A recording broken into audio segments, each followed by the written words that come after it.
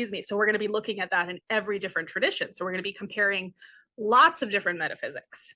Same with epistemologies, right? Lots of different views on what knowledge even is, how we can come to know things, what sort of knowledge is possible, right? So we're going to be encountering a lot of skepticism throughout the term, right? Maybe there are limits on what we can know.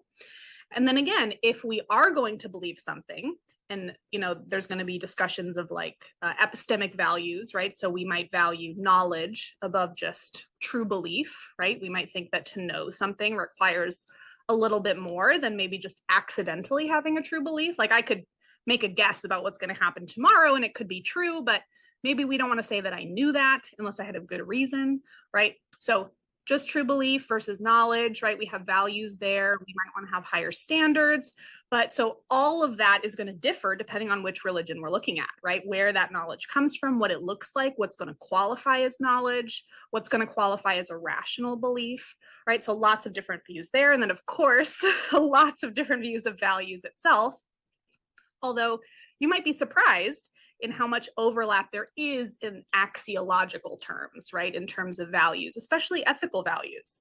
A lot of people think that a person's individual morality, right, comes from their religion, right? And what we're actually going to see is that ethics as a study is much, much broader than what most religious traditions traditionally account for, right? So when we get into ethics, we're going to learn about lots of different ethical theories, of which just one is called divine command theory, which is the idea that if a god or gods will something, then that is good, right? So God's will is aligned with the good, and anything against God's will is aligned with bad, right, or evil.